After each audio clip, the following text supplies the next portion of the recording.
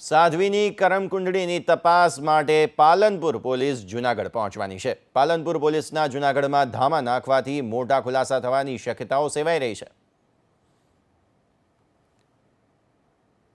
જે રીતે આ એક મહત્વના સમાચાર મળી રહ્યા છે। હવે પાલનપુર પોલીસ જૂનાગઢ જવાની છે અને આ વિશે વધુ વાતચીત કરવા માટે આપણી સાથે જોડાઈ રહ્યા છે ભરત સુંદેશા। ભરત, ખાસ જણાવો, જે રીતે માયાવી સાધ્વી હવે તેના વધુ મોટા ખુલાસા થવાની શક્યતા છે અને ખાસ પાલનપુર પોલીસ હવે જૂનાગઢ જવા માટે રવાના થશે અને તેઓ પહોંચશે, ખાસ વધુ મોટા ખુલાસા થાય તે રીતની શક્યતા ખરી?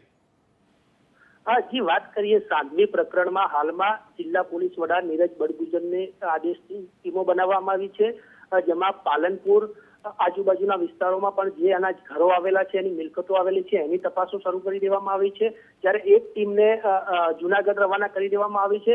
જોકે જૂનાગઢમાંથી કંઈક વાધાજનક મળી જવાની પોલીસને શક્યતા હોવાના કારણે એ પોલીસની ટીમ અત્યારે ત્યાં જૂનાગઢ જવા રવાના થઈ છે અને અહીંયા પણ લોકલ ટીમો બનાવી અને અહીંયા પણ તપાસ શરૂ કરી દેવામાં આવી છે। મઠમાં પણ તપાસ શરૂ કરી દેવામાં આવી છે। અન્ય પણ એની કોઈ મિલકતો છે કે કેમ એના માટે પણ ટીમો બનાવી અને તપાસ શરૂ કરી દેવામાં આવી છે। જી બિલકુલ, આપનો આભાર આ સમગ્ર માહિતી આપવા બદલ। તો ખાસ હવે પાલનપુરની ટીમ જે છે તે જૂનાગઢ જશે અને વધુ મોટા ખુલાસા, ઘટસ્ફોટ થાય તે રીતની શક્યતાઓ સેવાઈ રહી છે।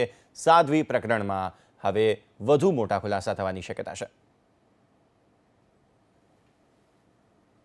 માયાવી સાધ્વી જયશ્રીગીરીને મામલે હવે વધુ એક મોટો ખુલાસો થઈ ચૂક્યો છે, જે છે છેતરપિંડીની આરોપી જયશ્રીગીરીએ જૂનાગઢના ભવનાથ મંદિરનો વહીવટ કબજે કર્યો હતો, જેનો કારસો રચ્યો હતો।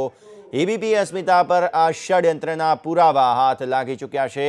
ભવનાથ મંદિરનો વહીવટ અગાઉ શૈલજા દેવી પાસે હતો અને મહંત હરિગીરીએ આ વહીવટ શૈલજા દેવીની ગેરહાજરીમાં જયશ્રીગીરીને સોંપવાની સત્તા આપી હતી।